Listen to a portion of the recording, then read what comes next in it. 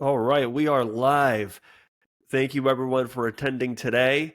If we haven't met before, I'm Sony Tawari, co-founder and CEO at RefMasters, and I am joined by my co-founder and partner, James Gucci Williams. You all know him from his work as an NBA referee.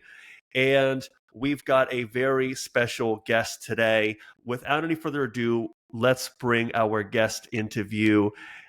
You may have known him from his career at Purdue. He was a big star there, played briefly in the NBA, had some injury bugs that got him, but ultimately had an awesome run at the FIBA 3-on-3 World Championship and was actually named the USA Basketball Male Athlete of the Year in 2019. Now he's got a great career as a broadcaster earlier on with ESPN and now with Fox and with NBC. Robbie Hummel, we're really grateful to have you here. You've watched a lot of basketball, a lot of different levels, and you've watched it from a lot of different angles and perspectives.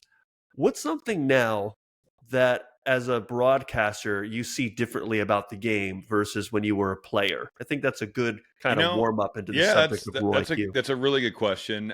I wish I watched film the way that I do now then.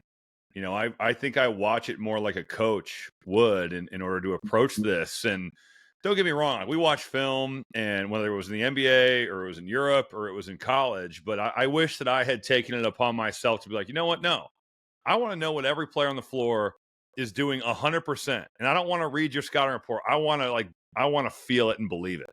Because now I have a notebook of every player I see when I'm doing these games, and it's like a one line of I write out, just what the scouting report is. And I think it's really handy from a broadcasting perspective. But I wish I'd done that when I was playing. Like, why not know that stuff when you actually got to guard these dudes, not when you're just going to say it. So we watched film. I read the scouting report. We had that stuff, but I wish that I had been maybe more proactive about just doing more in that regard. I don't have any regrets about working harder or, doing more on the court. I think I maxed that out pretty good, but I do wish that this has just been something that I kind of, and it's changed a lot with Synergy. I can watch every clip of every player, and that was a very new technology at that point. It was there, but it wasn't the beast that it is today. I can go back to 2009 and watch every right-hand drive of mine. That's insane that database is that built up, right? Like all the way back to those years. So that'd be the biggest thing that I see differently is kind of, I guess, how I would prepare if I was going to play today with the resources that these kids or pros have.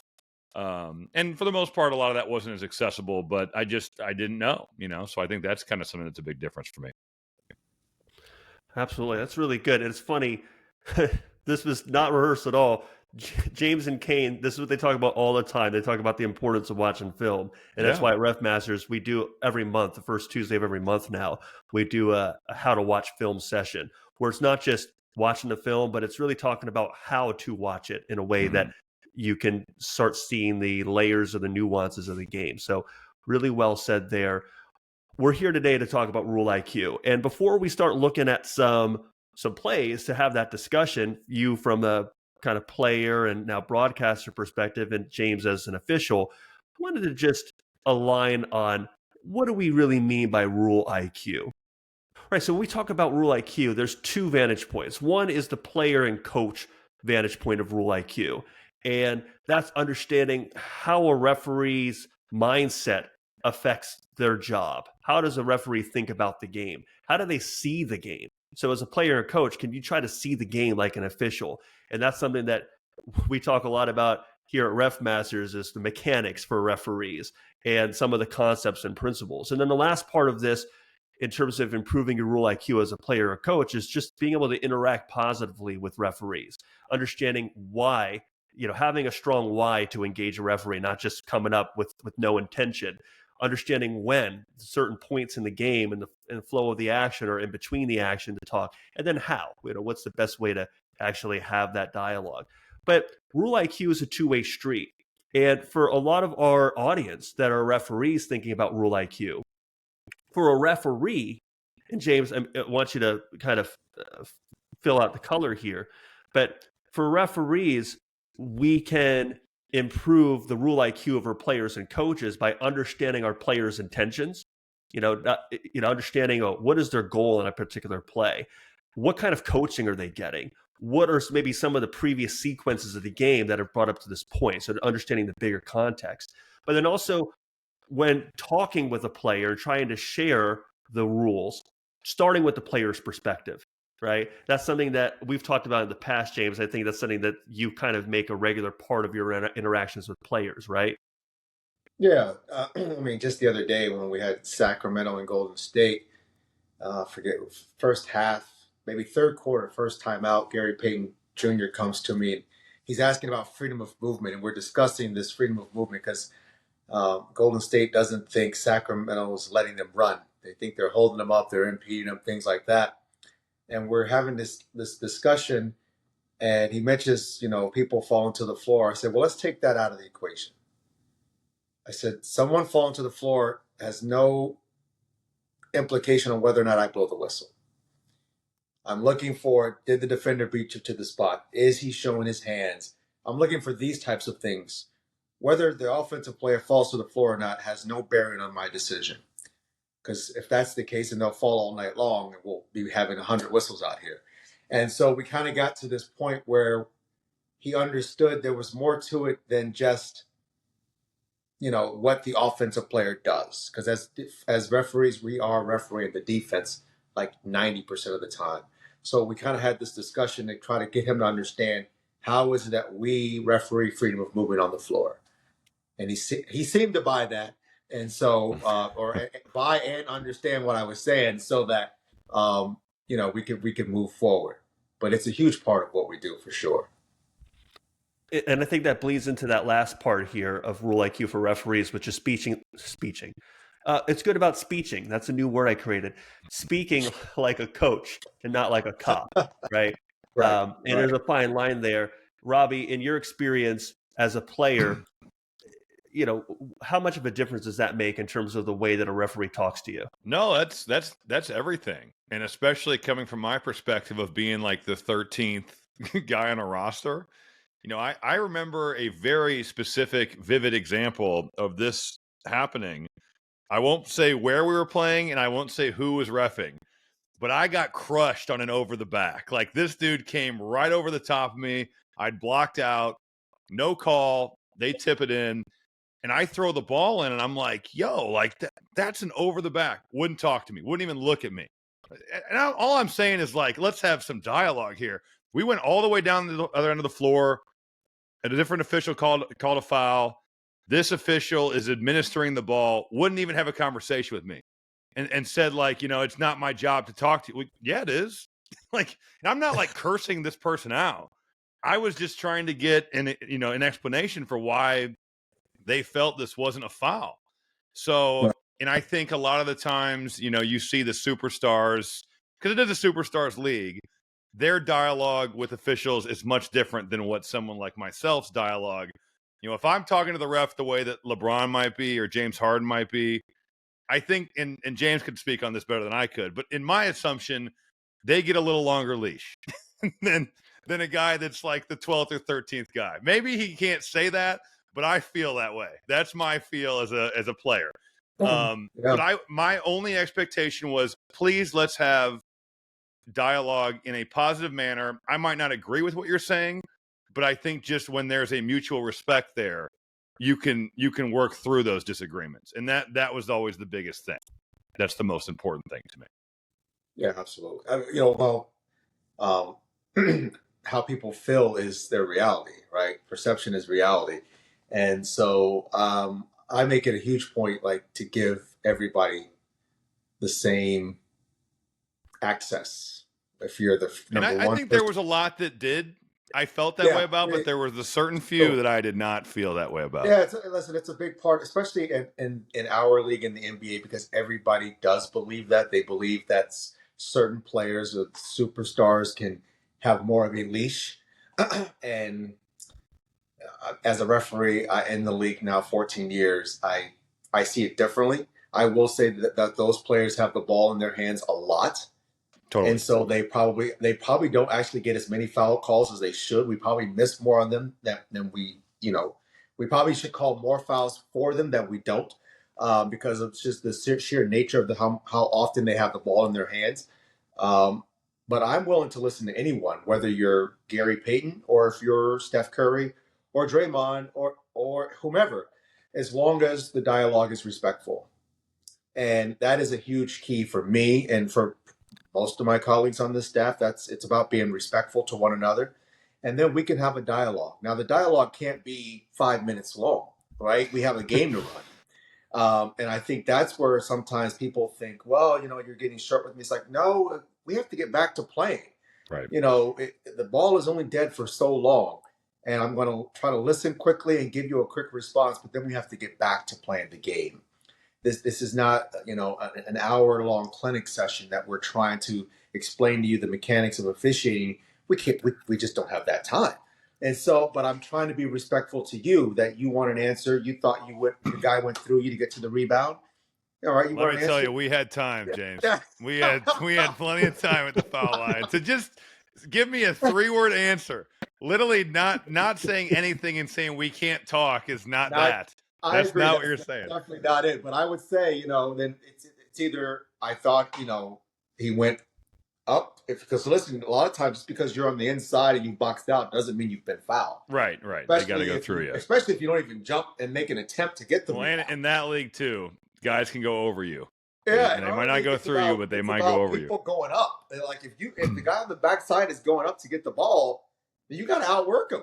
Just being on the inside doesn't give you the right to now you're going to get a foul call. He outworked you, even though he's on the backside. And so it's either that or I missed the play. It's one or the other. Dude, we're already getting ahead. I was going to talk about this tonight anyway, but I'm really glad that we have the clip. Can I defend myself before, Tony? Do you want to set this up? Because how do you want to do this? Hey, let's press forward. We've got some fun footage here. I'm looking forward to seeing how this conversation plays out. We've got a play here, Robbie. You did the commentary for a Chicago Bulls Denver Nuggets game in the preseason this year. The announcers were in preseason mode too, I think. Well, we wanted to talk about that, so I'll leave the audio on. And again, in our audience, let me know if you can see this properly. Salty about earlier. Yeah, he's hunting bodies. Oh, that's a shoulder by Gordon into Kobe White. And continuation. Oh, preseason continuation. That was aggressive on the continuation. I mean, there's the shoulder. The thing is, that is ridiculous. But Aaron Gordon is establishing or initiating all of that contact. There's the screen from Drummond. And good times, good stuff from Andre. So, go ahead, James. Go ahead. What was your reaction when you saw that the first time? Okay, well, because I live in Chicago, obviously I get the Chicago games at home, and I happen to be home this night. And I was watching because Sheree, who was the official on the baseline, she is a rookie. This is her first year in the NBA. And so that's a huge honor. It's a hard job. So I'm like, I'm going to watch Sheree a little bit here. And a few minutes, and maybe I caught this right before, I came onto this right before this play happened. And I heard Robbie and Jason. I was like, oh no. I was like, that's actually continuation. Like she did it right. And so I immediately had to text my buddy Robbie and say, no, actually she was right on that. So that's how this all kind of came about. That is okay. So my thought process here, I watch a lot of college, and so does Jason. We do some NBA. I only fill in occasionally, and Benetti does more than me. He leads me down that road. And in fairness, he does take me there, right?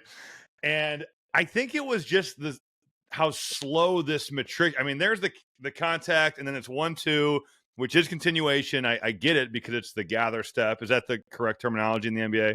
The gather? Yeah, on the gather for drives. Right. So it's the upward shooting motion. Yeah. Which college has actually gone closer to this year.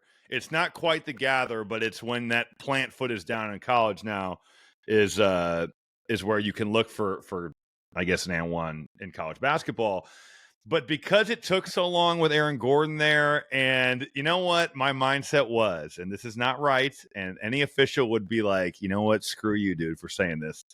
I was just like, well, it's the Bulls home broadcast. We might as well just crush the officials because you could be a little bit biased in this regard, right? Like this is I guess, one of the beauties of not having to call the game totally straight up. So I just remember when Jason kind of took me there, it's like, let's just go all in. Let's get there then. And it was a really slow developing foul plus the basket. So yeah, but I knew this would be talked about, and I'm glad it was. And I'm glad we had video footage of this. This is great. Because actually, it's really good that you bring this up because the rules are actually basically the same for college and pros as it relates the way they're written now. Yeah, well, like for the most part, they've always been very similar with continuation. The problem is in college, they just called everything on the floor. Right. Like literally everything on the floor. I was watching Duke, Arkansas last night, and there were a couple plays where it's clear continuation, but when they say no, it's on the floor, everybody accepts it. And it's 100% wrong. But I thought the rule, James, was that now it's once you've planted your last plant foot, that's when it can be considered you're going up. That's when it becomes a shooting foul, is the way that I understood the rule. To be fair, it's been years since I refereed college basketball. Right. So years, like 15, 16 years. But I would have to get someone who has college, who works in college to tell me if they've changed it. But I will say, just in general, real quick, just to jump in there, Corey in our audience, he said that's for block charges with the plant foot. That's what Corey, who does work college. But isn't that what these calls all are? I mean, that would be a block plus the foul for Aaron Gordon. Well, a continuation. Well, the plant foot means the defender has to be there by the time that plant foot hits. Right, but this call would be officiated as block and one. This is a block on. Yeah, this is a block on the Bulls. But continuation is like. So the gather, let me just talk about from a pro standpoint because I know the pro rules. The gather deals with continuation. And the pro rules as it relates to block charge, in this particular play, Kobe would have to be in Aaron's direct path prior to the start of his upward motion. So upward meaning you start to lift your shoulders to go up for the basket, right? If you can pause it, Sony, I'll tell you when. Keep going. If this is we're just talking about block charge. Keep going. Keep going. Keep going. Keep going. Now, that's upward. And that's when the defender would have to be in front of him for block charge. Do you see the difference between that and where the gather was back a couple of steps? Yeah, like 4 steps ago, which is why we said what we said. It's two totally different things. Right. I mean, that was like the longest continuation of all time. That was where I think our error was made there. In all fairness, we looked at this play with Kane, and Kane's perspective was he agreed, but also that it was a close one. Let's go, Kane. Stand up for the Bulls broadcast out here. That's what I'm talking about. All right, so let's look at another play. Yes, James? Yes, let's do it. All right. This was I'm going to skip this one, but this was James just being a little bit petty here. Just clipping your additional dialogue. But I just wanted to get all the Hey, this is the Bulls broadcast. Just hammer the officials if all else fails, right? All right, so here's a goaltending call after the foul. And this was just another perspective here, I think. Jokic. It's interesting still. For the basketball, refeed the post. Backing in on Craig. Yeah, that's a foul. It's not a goaltend. 2 free throws for Jokic. I honestly thought it could have been a goaltend. Drummond late coming over. That's Jokic's bread and butter. He's going to take you left, and he is going to bring you back to that right hand. So I think Robbie was onto something here, right, James? Mm-hmm. Yeah, he had it from the start. Yeah. As far as Rule IQ is concerned, like I guarantee you, and I don't know if we have all the footage, but Yeah, well, you can basically see like guys are immediately going to the baseline official and asking, hey, you got to count that. You got to count that. While the baseline official has no idea when it comes to goaltending, basket interference. That's not his or her call. They have no depth perception on is the ball going up, still on its upward flight, or if it's on its way down. Well, they're behind the backboard, right? So how could right. they? They're behind the backboard. There's a lot they can't see when it involves the height of the ball and a secondary defender coming over and blocking it. So right now, like what we're trying to do with Rule IQ is to teach players and coaches a better understanding of the mechanics, right? A better understanding of the rules.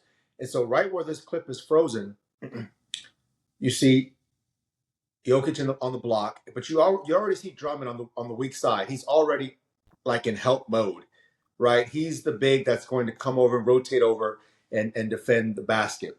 And so referees have different responsibilities here. The person on the free throw line extended there is called the slot center. He's getting position for if there's a curl towards him. So if Jokic curls over his right shoulder, that means it's going to be the guy who's at the bottom of the screen here. That's Murat, the center official. So he would have the open look at that. If he goes over his left shoulder, it's back towards the lead on the baseline. And then the trail has to help with Drummond and JC at the top, right there at the elbow. So we all have different responsibilities as plays go on. And so once Jokic turns over his left shoulder, it becomes the trail has to pick up Drummond. The trail and center have to pick up Drummond while the lead is on whoever's defending in the post, because that's the help guy. The person calling the foul is not going to know whether or not the secondary act, the block by Andre, is legal or not. So players will just instinctively go to the nearest official that they see and say, hey, that's got to be goaltending. Now, if the official's going to tell you, I don't know, I have to ask for help here. And they immediately think, well, what do you mean you don't know? They think you're like incompetent. Like, how do you not know? And it's because he is doing his job. His job is not to look up and call goaltending basket interference from the baseline. That comes from the outside officials, and this is where the teamwork comes in. Sheree comes in and gives Pat the answer to the fact that this is, in fact, goaltending. The ball was on its way down when Drummond blocked it. So the follow-up I have for you, James, is as a referee, if you're in the lead there, what's your advice in terms of how to handle that? Well, it's really quite simple, actually. Because if they're going to be coming at you, you say, hold on, give me a second. Let me ask my teammates here. And you just ask your partners, do you have that ball going up, or do you have it as a good block, or do you have that as goaltending? And they will give you the answer, and there it is. And so it's very clear, concise communication between those two officials so that we can make sure we get the play call accurately. There you go, Robbie. You can use that next game. Use that. Well, I'm just glad that I had it right too after the high criticism of the first play. You were right on that one. All right, so here is a play with double text. Down. That's where he's going to be tested, though, and that's a great drive by Ayo Dosunmu. Get to that strong right hand where he wants to go. Strawber's going to have to defend, and Ayo exposed him right there. Look at Torrey Craig trying to. This is hello, rookie. Oh boy! Wow, oh, Hunter Tyson! Around. Wow! He said, "I'm not scared of you." But Torrey Craig has been in a lot of big games in this league. And he is setting the tone right there, which I'm about. All night long, no doubt. Honestly. And that's something I think this Bulls team can use. Those elbows are flying. That didn't faze Torrey one bit. All right, my one question about this is, did he get fined, Hunter Tyson, having not played in the NBA? Because that would have hurt my soul as a rookie. Getting fined for a double tech before any paychecks have come, or the preseason freebies. That's a Joe Dumars question. That's a really good one, though, Robbie. I don't know. That would crush my spirit. That first check, negative. League minimum, negative. That's tough life right there. You can't get text on the league minimum. You gotta hold that stuff in. That's good. That's really good. I'm gonna look into that. Totally, James. What did you see when you saw this? Well, there's a couple of things, like from an official standpoint, like it starts right here, actually. After this, there's a little, the two of them bump right here. You can see Pat's kind of like he's coming off the baseline, like he sees this. So this is where it actually starts. It's a subtle bump, but there's offense taken to it. If we go to the play, actually, there's actually options that we have here as officials, and so one of the teaching points here that I would give for Sheree, again, she's a rookie, she's learning. There's a lot to learn, just like a player. The amount that you have to learn is immense. And so on this play here, I'd actually like to see this be a violation first. You're not allowed to swing your elbows when you have the ball to get a defender who's close by off of you. It's called excessive swinging of the elbows. And that's what he does here. 1 rip through, 2 rip throughs. So that's when you can stop the play, and it's a violation. And see if we can get to it before it gets to this. But the double text is obviously earned. They both come together. But there is a way to get out of this situation without calling. Now, listen, if he clips Craig with one of these elbows, it's a minimum flagrant 1, potentially flagrant 2. But he doesn't make contact. He's just trying to get him off of him. And so that rises to the level of a violation. But because they come together, she does a good job of getting in between them and assessing double technical fouls to both players. Right there, that was the time that we end up calling a foul on Craig. I'd like to see a violation on Denver, actually. Loss of possession, Chicago ball. Just for the wild elbows? That's why? Just for the excessive swinging of the elbows, exactly. In order for that to be called, you have to, number 1, you have to have the ball. And number 2, a defender must be in your near vicinity, right? He or she must be right up on you like he was. And if you're swinging your elbows to try to get that guy off of you or that lady off of you, in the pros, that is a violation. Now, if you make contact, it's no longer a violation. We've gotten into the realm of at least a common foul. And you're probably at harm's way for a flagrant 1 and or 2, depending on the severity of the contact. But yeah, this play starts all the way back here. Like there was a little bump here, and he took offense to it, and it extended on the other end of the floor into the front court. And so even in a preseason game, you just never know when things, when emotions might get a little bit in the way and things get a little heated. I really want to know if he got fined $2,500 for that. I hope not for the poor rookie. Torrey Craig can afford that. Hunter Tyson has not made those checks yet. Without knowing, I'm almost certain. Yeah, they do apply. Like I can't imagine the NBA would be like, you know what? The preseason texts are all free. I can't imagine that. You don't get free preseason texts. So yeah. You can't imagine my joy when I went over to Russia and was in a near fight and got fined $100 for my tech compared to the $2,500 that would have come in the NBA. The $100 fine. Yeah, heck, $2,500 doesn't really phase people anymore when they're making the money that they're making now. But it phases the league men, guys. I'm telling you, it does. Those guys think twice about the text. The dudes that are making $40 million, it does not mean anything. But the league minimum guys, they worry about that. Robbie, in your career as a player, have you been in that situation before? That the double tech, hot and heated situation? I was surprised. I never got a technical foul in the NBA. I wanted to on the situation where I was telling you about the free throw line with the over the back, but it was like the 3rd to last game of the year, and I was like, well, just save your money, dude. Just don't push the envelope here.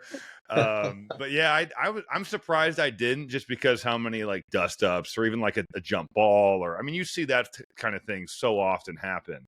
Yeah, it just always makes me laugh to think, yep, each one of those dudes just got fined $2,500 on that little double tech. So. But I avoided that. I did not get that in my 2 years in the NBA. Not yet, as a pro player. I don't think it's coming. I think those days are done. Retroactively fined for when this over the back call goes viral. I'll be teched for that maybe. Retroactively. Yes. We've got another clip here on quarter 3 and the question of whether a flop happened or not.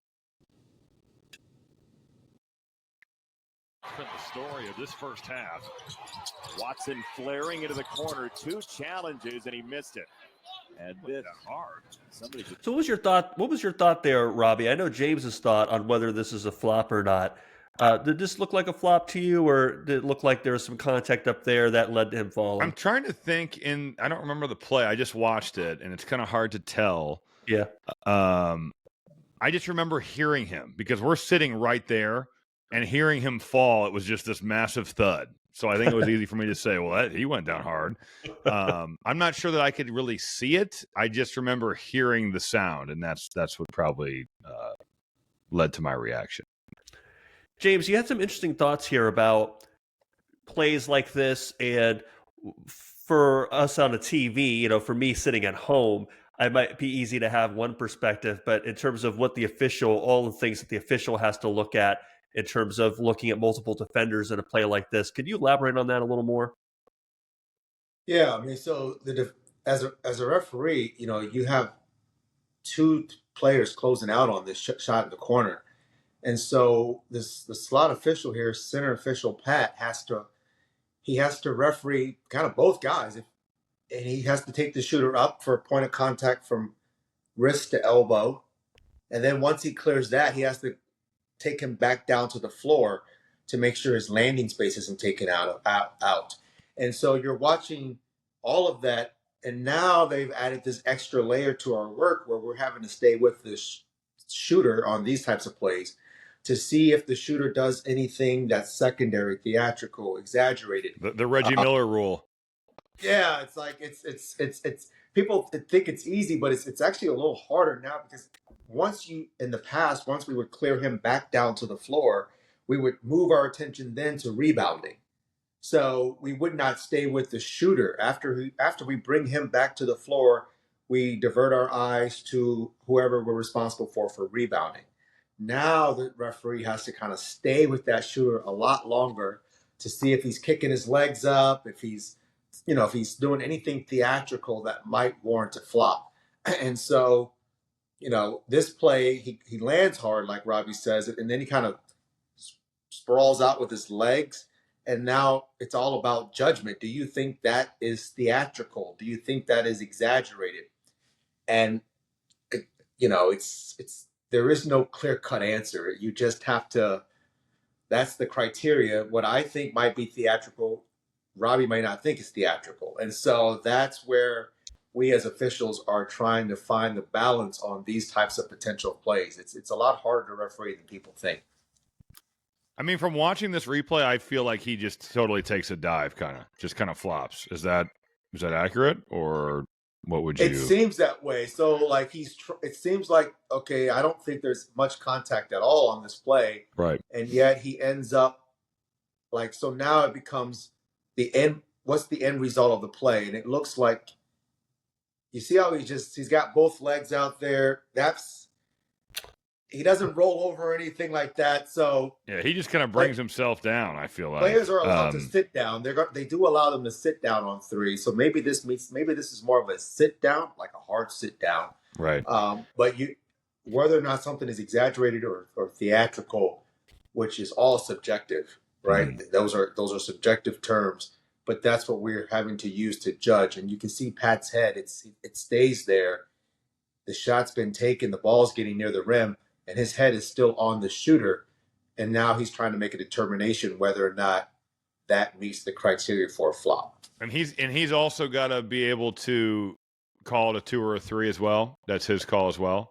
Correct. Yeah. You see he's got that left arm up. Yes. That is signaling he's got the 3. He's brought him back to the floor, and now he's taking a look at his actions after he returns back to the floor to see. So he's got to watch his feet, see where they're at, then and then change his eyes up to the top and make sure there's no contact, and then watch his whole body all the way down to the floor. Correct. Yeah, I'm not envious of you guys, that's for sure. Yeah. all and literally all that happens in about half a second. Yeah, it's crazy. Yeah, it's interesting when you break it down like that, again, because to me, just watching on TV, it's a flop. Like it's real easy to say it, I guess, but yeah, in that context, it's a little different. Robbie, now in your role as a broadcaster, what do you see in terms of flopping? Do you feel like you're seeing more flopping these days? Do you feel like you're seeing less? Is your view on flopping different now that you're watching the game from your seat? Yeah, it was interesting. I did the Indiana Harvard game. Let's see, that was last Sunday, and Harvard has a really good freshman guard who can really score. He's actually leading all freshmen in college basketball in points per game, averaging like 20. Had 27 on Indiana. He's good. Wow. And really good player from DC. He was like a top 3 player coming to Washington DC, but had small offers and ended up going to Harvard. So play for Tommy Amaker, who's a really good coach. But there was multiple plays where Indiana got called for fouls on not letting him land. And I feel like because of my career as a player, I am very sensitive to anything around a shooter's feet because I know how much I hated that. Like I hate it when someone would block out and get you like before you land or just not give you any room to come down. So I'm always like on the side of the shooter in that regard. I know the Indiana fans felt like the first one that they called was fair and the second one they didn't, but I still felt like Trey Galloway is just not giving him anywhere to land. So I thought it should be a foul. That was my opinion. I think that's kind of, I certainly lean on that. As for flopping, I haven't seen any flop warnings this year, and they actually got rid of the warning in college. It was just a flop technical. And that rule has kind of fluctuated. I have not seen a flop given out through the first 3 weeks of the season. I certainly was one where, if there was any contact up top, in order to get the call, you needed to fall. Like, not that I was out there just going down every time, but if you get hit on the arm, sometimes that's not enough. I think Reggie Miller was the ultimate at selling the call, right? Like, and there's some gamesmanship to that. I'm not in favor of flopping. I do understand why guys try to get calls, and try to trick officials because that's kind of the gamesmanship part of this thing if you're a player. And it's on the refs to be able to see through that. And I think the film helps a lot of that regard. I would assume. I assume that when James and his coworkers watch film, that's one of the big things they can watch. Hey, look at Kevin Martin is a great example. Kevin, when I was in the league, was on the back end of starting to not get calls. Whereas when he was in Sacramento, he was like on the James Harden deal where he was putting the ball on guys and he was getting and ones off jumpers left and right. And I feel like his last year with the Timberwolves, he was no longer getting those calls. And I'm sure that there was a lot of film that had been watched because Kevin Martin had such a weird release and such an interesting game and strategy too. I mean, he was awesome at drawing contact and making shots. So I think that I understand the gamesmanship. I'm not pro flopping. I get why guys sell calls. I get why guys sell contact. It's kind of a part of the game, and it's on the officials, in my opinion, to weed that out and see through that BS kind of. Yeah, I mean, film watching definitely gives you a lot. We have the luxury of having the same roughly 400 plus players that we deal with, right? Right. Obviously, in college, there's turnover. Guys graduate or whatever. They're out of the league. They're out of the conferences. And then new people come in. But for us, it's really the same 400 and some guys, and really only every 100 are playing. Extensive minutes. Right. And so you can kind of, when you watch film, you get a sense of their tendencies. You watch them intently, and you're like, okay, I see like this is a move that he has, or he does this, and so you know what to look for. It helps you to be able to look for these things during the game. Just understanding player tendencies, because they all have them. They're human nature, right? It's just part of human nature. Even on the basketball court, players have tendencies, and the more you watch film, it gives you some insights into that. And that just helps you be a little bit more prepared when you have those players on the floor. You kind of know what to look for because you've seen it so much and so often on tape. Let's pivot a little bit here. We've got some clips from a recent Purdue Marquette game, and interested to get your view on this, Robbie, the player perspective. On this first play here, this entry pass into the post, there's a lot of contact, and I thought there could be opportunity to have a good dialogue here. Let's take a look.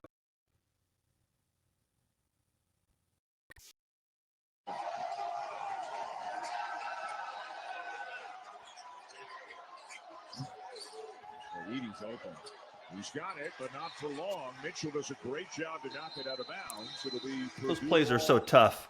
There's all that contact going on there down low, and who's initiating it? Is it just a no call? And I'm sure you've been in many of those situations before in the game, Robbie, where on one end or the other, either on the offensive side or as a defender, where it's just really tough to navigate a play like that. Yeah, for sure. And it's kind of hard to tell because the replay is a little bit choppy. It looks like Iguodaro is kind of certainly getting physical with Zach Edey as he kind of rolls across the lane for this high-low. And this is something that Purdue runs all the time, like this misdirection. Looks like it's for these shooters, but really they're trying to high-low him in there and roll him. I guess right now I think Iguodaro's okay. He's fronting him. If you keep going, maybe that changes. Yeah, I guess it's just too choppy to see, but certainly there's plenty of contact there. But Zach is also kind of backing up into him. But I think that this is something that's tough when you're playing really physical teams. I think back to playing against Bob Huggins' West Virginia groups. It was their team that went to the Final Four my junior year, where they started like 5 dudes that were all 6'7" or up, and it was just the most physical basketball game you'd ever play. And they ran this rub action where it essentially was they'd like set a screen at the left elbow and just try to rip you into the post at the right block. And we were trying to go under, but if you got caught on top and you kind of got sandwiched in between, yeah, there's contact, but he's pushing me into the screen. I'm trying to there's so much going on that I don't know how the refs can ever tell. I suppose you could make the case to me like, well, you're putting yourself in a really poor spot. Like that's where knowing the rules would come in serious handy, because I would know, well, if I don't want to get called for this foul, I've just got to avoid being in a bad place like this, if that makes sense. Yeah. But I do think that this is a really hard call, and the ones that are easy to get missed on Edey a lot are the displacement kind of forearms. Now it looks like he's kind of just discarding Iguodaro there.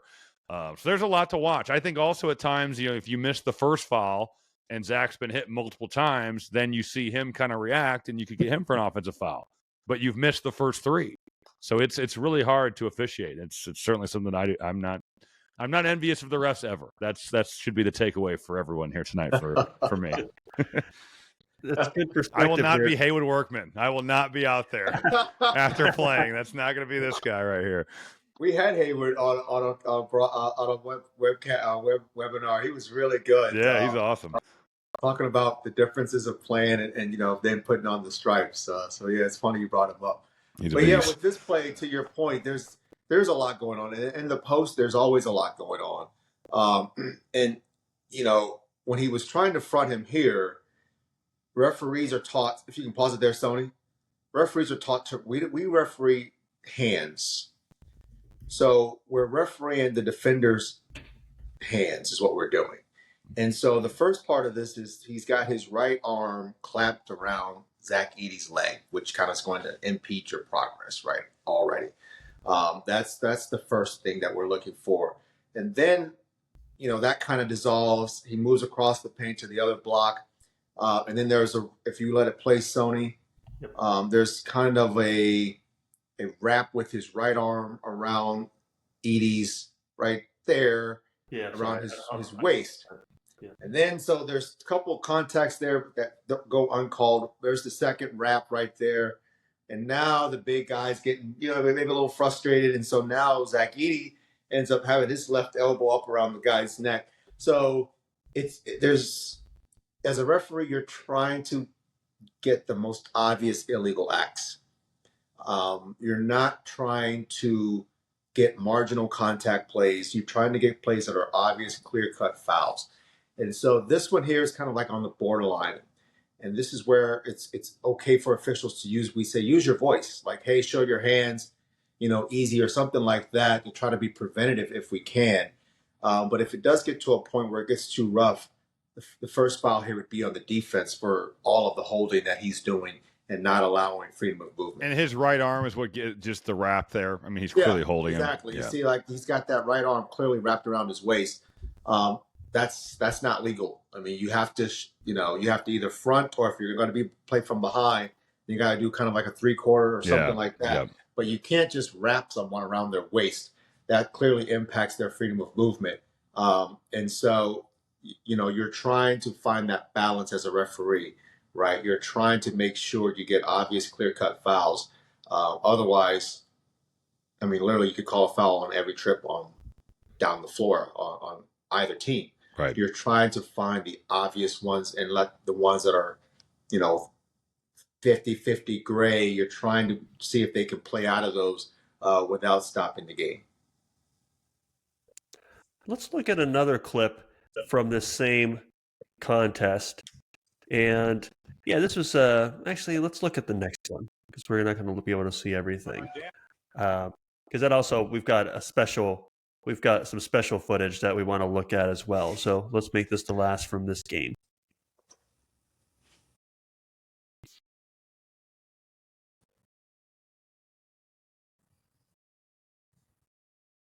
Is it possible for somebody to put this on the TV? Because it's choppy. Really choppy, yeah. Yeah. While we wait for me to do that, a question I have for you, Robbie. What is something that as a player you would like to see more from or differently from in terms of officials, in terms of referees on the court? You spoke a little bit in the earlier part of our session around just being able to answer questions or not being like super rude, that type of thing. But Yeah, is there anything else that you'd want to see from referees from the player's perspective? I think that was always my most important thing was, can we have a decent conversation? So that would for sure be number one. No, I feel like the rest of it I'm pretty good on. I never felt like there was other things. I had a lot of respect for the officials at the NBA level. They're clearly the best at what they do. Could they have helped me jump higher or play better? That'd have been good. But no, I really didn't have any other complaints. I think that when you look at the NBA compared to other basketball leagues, the officiating there is the best.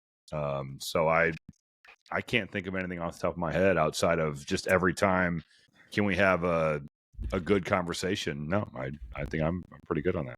That gets into the importance of that point about conversation. And our audience, as we start to wind down the session, if you have any other pressing questions, as we've touched on some of them already, if you have any other pressing questions, do share them in the chat box. And let's take a look at this play. I've got it up here on the screen.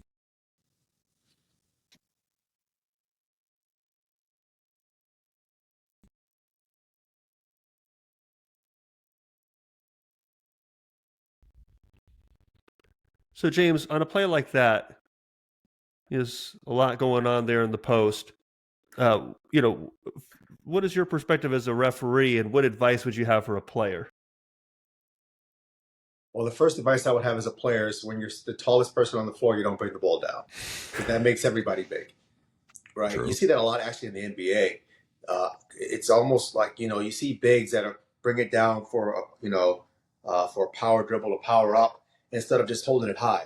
And it's ironic because the players that come from overseas, they don't do that. The bigs, they keep it up the entire time. They just keep the ball up and they don't lose that advantage. The replay there was actually probably the best look at this play, Tony. So can we get to that and I can tell you when to pause it when they replay this? Sounds good. And this is going to show people that referees, we are impartial, right? So I am a 2001 graduate of Purdue University, Purdue through and through. Pause it right. Keep going there. So this is multiple defenders, right? He's got a guy on the front side and a guy on the back side. And for players and coaches, what they have to understand here is in officiating, that means both officials on the strong side have to be involved with this play. Because what that guard is doing on the front side there, the referee on the baseline, simply, it's impossible for him to see. Can't see that. And so he can only see the defender on the backside of Edey. The official out top, who is the trail, is the only official who can see the reach in here by the defender. That is his defender. So multiple defenders, multiple referees to referee the front and back side of this play. but this is actually a good strip. You see where his hand is? His hand is on top of the ball. And he gets to it, and if you can let it play, Sony, and one of the things that we use as like a guide for us is, you see how the ball goes like straight down? It's because he's on top of the ball and he's hitting it down. Usually if they hit him on the arm here, the ball flies up. And so we get the benefit of the doubt. Now look, so this, let me give people even more with this. So the ball has been deflected. And now if we look at number 2's arm, it's across Zach Edey's arms, right? It's like, oh, well, no, that's a foul. No. The play is essentially over once he knocks the ball away. Everything else is considered incidental, right? This is, unless it becomes like a major hack.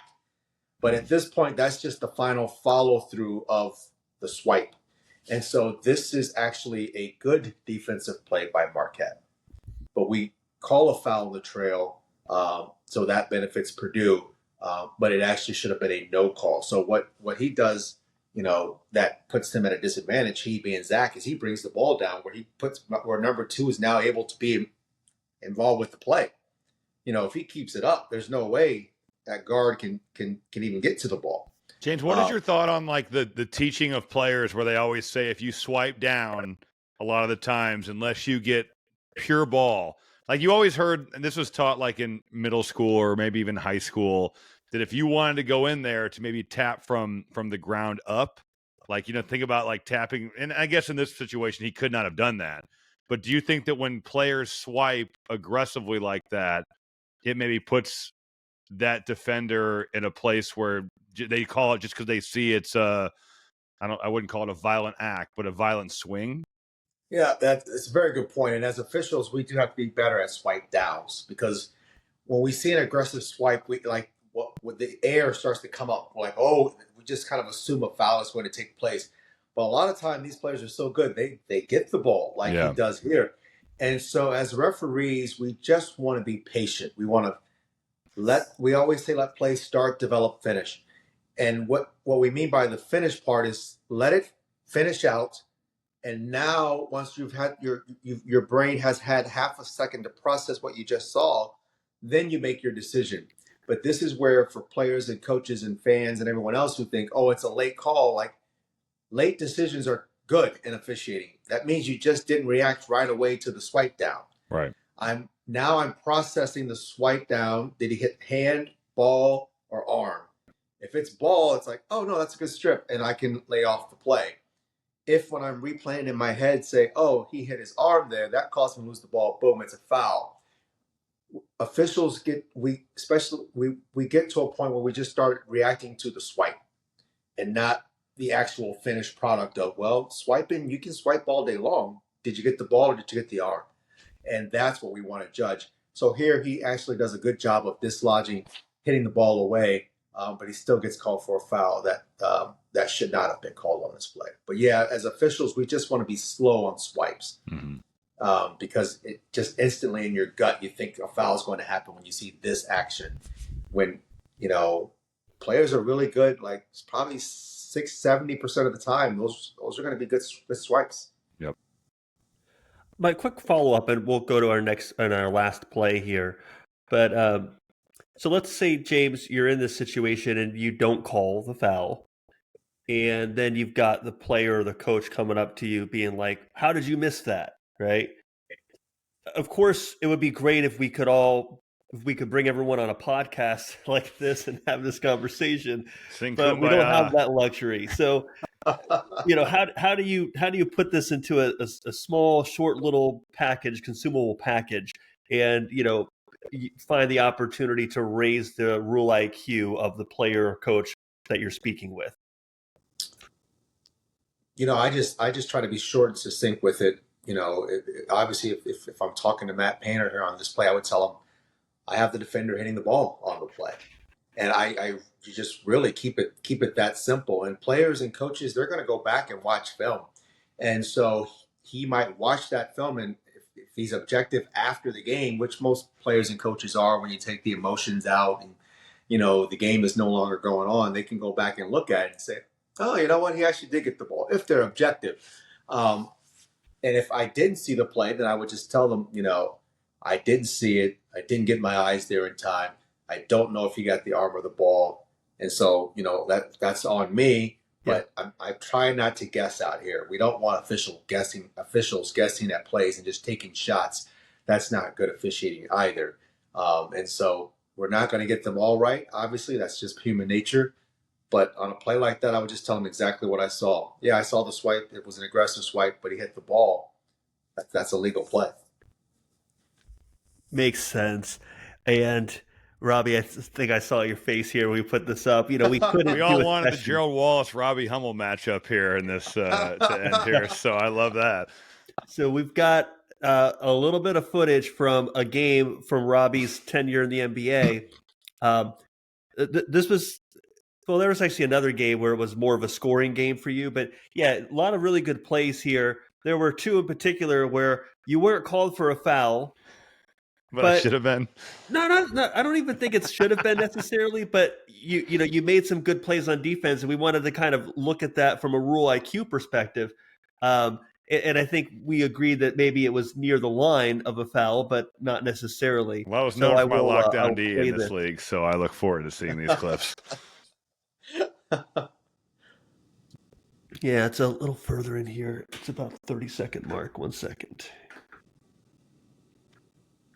Yeah, that stroke, man. And seeing that, if any of y'all take a look at Robbie Hummel, go Google YouTube his play in the 3-on-3 tournament. And he was letting that thing fly. And I can still do that. I can shoot. I just can't guard or move. All right, so this play coming up here, a lot, good contest in terms of defense, but also a little bit of contact there too. No call.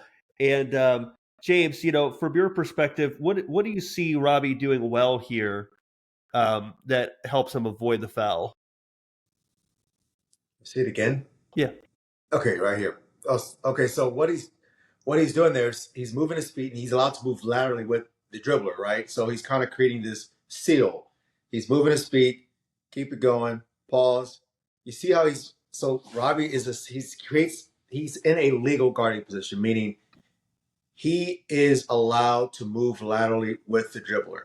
What he can't do is, as a defender, as he was moving with the dribbler, he can't go into the dribbler, right, and dislodge him off of his spot. And so he stays with the dribbler, and then he elevates, creating that seal, and he absorbs the contact that's created by the offensive player. So you can't call a foul on someone when they're legal, no matter how ugly this play is. And if you see right here with the pause, this is where fans really, coaches and players, this is where they really don't understand how plays are officiated. You hear it a lot from my good friend Mike Breen. He says it all the time on his broadcast. A lot of contact. He says that all the time. That a lot of contact means nothing. Contact is allowed in basketball. It's a contact sport. And so he stayed on his path, and then once he got to a spot, he elevated vertically with his hands vertical, with his arms vertical to contest the shot. At that point, everything is on the offensive player. You're essentially creating all of this contact. It doesn't rise to the level of illegal on either part, offense or defense. So the no call is a really good decision here, even though the end result is you have two guys on the floor, but neither one of them commit a foul. And so while it looks ugly, it's legal on both parts. Can I add to this? So I knew one of the assistants on the Celtics because he coached me in college. Because Brad Stevens is the head coach and Micah Shrewsbury was his assistant. Yeah, Micah, Notre Dame. Yeah, cool. Yeah. Now he's the Notre Dame coach. We've had Micah on too. Yeah, yep. Mike is great. He is an awesome coach. But he told me we went out to dinner after the game, and Rondo was on the bench sitting next to him, and Jeff Green is who I'm guarding here, and he did not play well. I think it's one of those games where maybe Jeff Green was not totally locked in, where he had that ability to do that. You last that long in the NBA, he's very gifted and talented. Right. And this is so terrible he said this, but it's funny. Rondo looks to Mike and goes, Jesus, Jeff's getting checked by a science teacher out there. Which I think is funny, but it also hurts my soul. So that's this game, the science teacher game. It's funny though, Robbie. I wouldn't have. When I think of verticality, you're not. No offense, you're not the first name that comes to mind when I think about verticality. But Agreed. in its frame here, we were looking at this the other day. We're like, hey, yeah, this is really good verticality. That's right. See, So, that was a survival tactic there. Because that's on awesome, that end though. of the floor, I'm telling you, when I was in the NBA for 2 years, like on offense, it was fine. But on defense, I was always so jealous of the guys that were so gifted athletically because they looked like they could be out there and not even try. And I was like, I have to give max effort 150%. Otherwise, I get exposed. Like I know where to be, but you are trying to survive on that end because guys are so good and so athletic. Interesting. And James, I think the explanation or analysis you're giving this play, there's certainly a truncated version of that you could explain to a Jeff Green that comes up to you and goes, where was the foul on that, right? So that's what we're trying to do with Rule IQ is, not just get the call right, but also think about the simple language explanation we can give to players and coaches that help them understand, really what's underneath the call or the no call in this case, right? Yeah, absolutely. I mean, that's why you referee the defense. If you're refereeing Jeff Green on this play, it looks like there's been a defensive foul all day long. But if you're refereeing Robbie, you realize he's been legal the entire sequence. And so you don't give in to the ugliness of the play. You're just refereeing the legality of the defender. And if the defenders are legal, you can't penalize them for the force of the play. You can't penalize them for the ugliness of the play.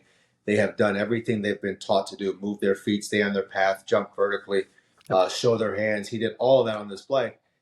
You just you have to have the wherewithal as a referee to not give in to that, right? And to not pull the trigger on something where it's a legal play. Yeah, absolutely. And there's one more play. This our last one for the night, Robbie. It's near the end of this series here. But we had a question from the audience there. Doug wanted to ask you, how do you feel about officiating at lower levels? So like youth, or are you saying like Europe? I guess how low would be, how low would you take like lower level? College. Yep. I think that there was a lot of turnover from when I played to kind of the next couple years. And I do think that there has been maybe a dearth of some of the high quality officials that we saw when I was playing, who are now like, conference commissioners of officiating. I saw Ted Hillary at the game. Do you know Ted, James? Yep, I do. mean, Ted's like a legend of the Big Ten. He is awesome. And I talked to him the other night. Grand Rapids finest. Yes. He still lives there. Still lives in Grand Rapids. So like guys like that, that had ref for a long time. I felt like those guys, that group kind of all retired, and there was a big, I would say, dearth, I guess, of a new crop of officials. I think that the college game is behind the NBA. I really do. I think that the Big Ten had some really interesting things happen a couple years ago where some of the refs wouldn't ref in the conference, and there was like some people who were upset about who was the supervisor and a punishment that happened with a certain ref, and it was kind of a mess. I think that's getting cleared out and kind of cleaned up. I do think that Terry Weimer was a really good Big Ten ref when I played, and he's now in charge. So I have full faith that he'll be the guy that kind of brings some of that back. But I do think it hurt the game when there was all those guys that kind of retired and hung it up, and they've been trying to kind of fill that void, would be how I would, I guess, put it. But I don't think that the college, and I mean overseas, it's a shit show. Like I played in a playoff series in Russia, where our owner, after the semifinal series, told us that he paid the refs off just to get a fair whistle. So that's how good the refs are over there. But that's Russia. That's a different beast right there. Oh my goodness. Welcome to Moscow. Oh, goodness gracious. Good question there, Doug. Let's look at this last play. It's another Jeff Green, Robbie Hummel matchup. And again, good defense on here, and just wanted to explore the play a little bit more from a Rule IQ perspective. God, Jeff needed to retire after this shit. This had to be an all-time low for him.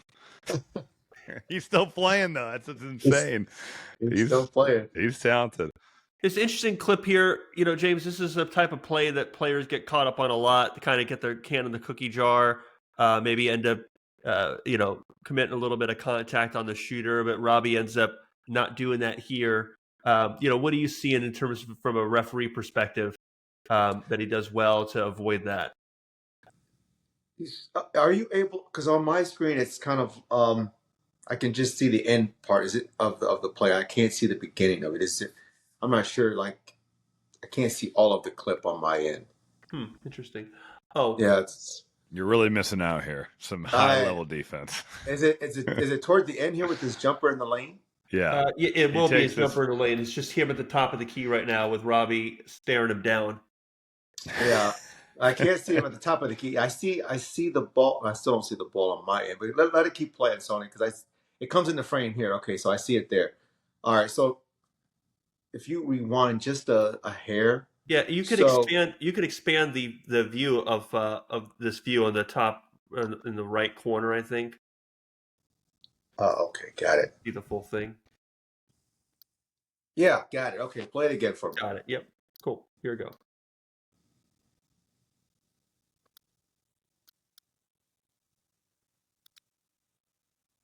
It almost looked like he's going to get caught on a foul there.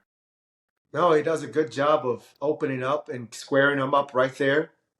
So he's getting back into a legal position, and then he just goes vertical with his arms. Now, what players are really good with, especially in the NBA, is they will mask as they go up with their arms. If you can pause it right a little bit more right here.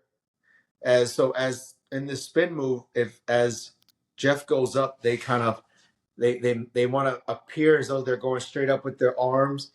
And the really good ones, they will tap you on that elbow as they go up while they show their hands.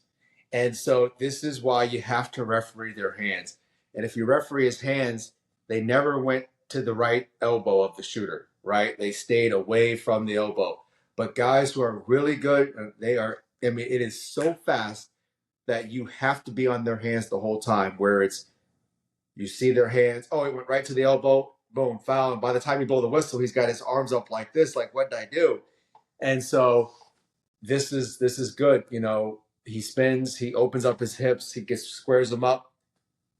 Goes vertical with the arms to show it's good defense. I feel like he could have probably, at one point, I was in a really bad spot there. Oh, you were. If he just kept going down. If he had spun downhill and gotten contact, it's a foul. But exactly. I think he was taking the night off that night. He was not engaged. Well, is it right? If you have, here, he's got me. Yeah. If he just goes through me, he's got me. Exactly. Exactly. Then you're dead. Yeah. But he doesn't do that. And he wanted to fade away and show off the Jordan fade, the Kobe fade.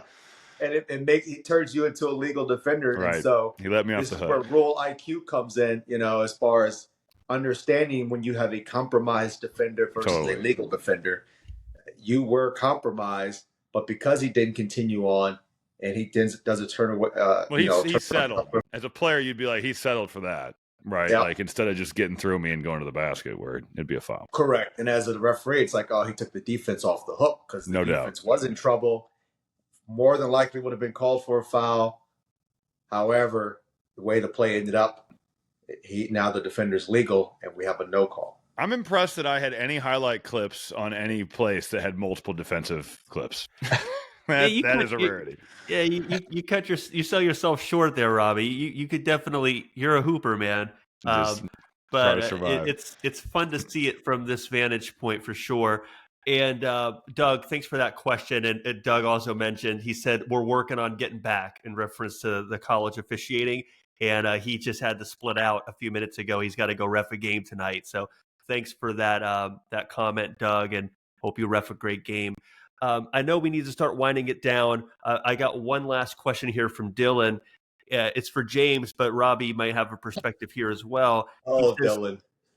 He says, James, what are some tips for reffing plays at the rim where the offensive player's contact makes the defender fold into the shooter, causing contact on the arms, supposing the defender is legal from the start? Yeah, players say that a lot, they always give us this hypothetical. You hear it all the time on the NBA floor. Well, he's coming into me, my arms up. So when he comes into me, that's going to force me down like this. Well, if we're trying to judge the legality and the amount of force, right, from the offensive player, you still are responsible for your own actions. And so if defense starts like this, and then the offensive player, if you jump vertical and the offensive player, as the offensive player comes into you and you're jumping vertical as a defender, we'll allow some leeway for you to kind of, do something like that. But coming all the way down and hitting someone on their arm, that's going to be a defensive foul on you every time, unless it is just clear that the contact from the offensive player was so severe that it made you do that, in which case it should be an offensive foul. So, there's going to be contact at the rim. We'll allow some of this to allow for that contact as you absorb it. But when it gets egregious with you bringing your arms all the way down and illegally contacting the shooter on his or her arms, the foul is going to be on you. Hope that answers it. I think so. It was a good question there, Dylan. So thank you for it. And thank you, everyone, for your participation and your questions and attendance. It's been a really fun session. I'll ask you both this, because you've had now a little bit of time talking different plays with each other, hearing the other person's perspective. What have we learned from the other side of it from our conversation today? Robbie, what have you maybe learned talking, hearing from James's perspective as a referee? And James, I'll start with you. Having a conversation like this with Robbie today, what are the learnings that you get in having this type of a conversation with Robbie from the player perspective? I think it helps when both parties can understand what each are trying to accomplish. Kind of have a sense of, players have responsibilities. They have things that they're trying to accomplish. Referees are the same way. They have things they're trying to accomplish. They're trying to work as a team. They're out there to try to get as many plays right as they can. And so when there is an understanding of that mere fact, there's a little bit more empathy that goes both ways. And so the communication between players, coaches, referees, umpire gets better when we kind of both understand, I understand you guys are trying to accomplish this. I understand as a player what you're trying to accomplish on the defensive end, on the offensive end, whatever the case may be. And so I'm sensitive to that. And then as a player, understanding, refs have responsibilities. They're completely objective. They're trying to call a fair game where both sides have equal opportunity to show off their skill set. Where the floor seems like it's balanced and fair is the objective out there every single night. And I think once we get to that kind of, consensus and understanding, that's when we can have really good dialogue, effective communication with one another. It doesn't mean we're going to agree on everything, but it does mean we can be respectful and we can have communication. And so, it's not as contentious out there. If it feels like, everyone's, while there's 3 different teams out there, we're all working together for a common goal, which is to, may the best team win, put on a good show. And put on a good show for the fans, and may the team that executes the most that particular night, may they win the game. Good stuff there, James. What about you, Robbie? What are your takeaways from our session tonight? Well, first, I know that continuation can be as slow as it ever is, and it's going to be continuation. Okay, I know that now. So if I ever do another NBA game on TV, now I will know that. I would say, I think hearing James talk about the process of that corner 3 was really, if I was still playing, would be really good for me. Understanding that his responsibility is not just like, watch the shooter shoot and then watch the ball. I think that's what a lot of players would think. I'm watching the shooter shoot and then he's going to track the ball. Whereas he had like 6 responsibilities in a second, all in one place, and they're all different. I think that would be really helpful for guys to get that it's not just this little simple act. There's a lot more going on outside of just what meets the eye with the officials. And I just think that the relationship aspect of this is still, from player to official, is the most important thing.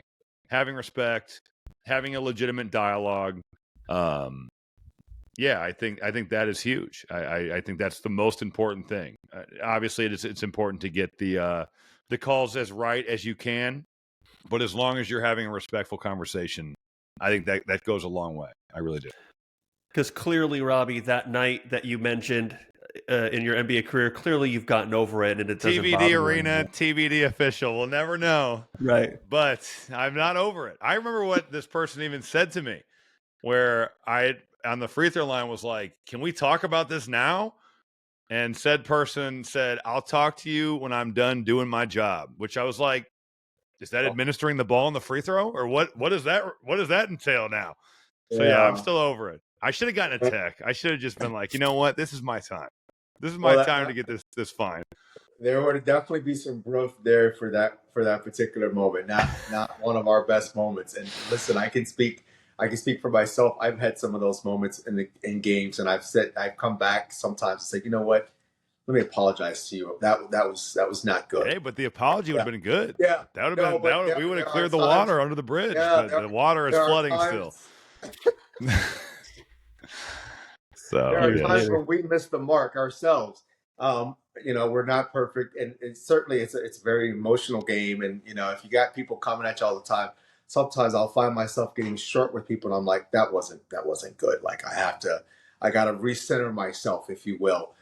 Because you're having to deal with a lot out there on that 94 by 50, and everybody has their tipping point. And so we're trying to make it so that with Rule IQ, people can understand what referees are looking at. It just makes you smarter about what the officials are doing, and it gives you a better sense of who's responsible for what. So like particularly like the goaltending play on the foul, like.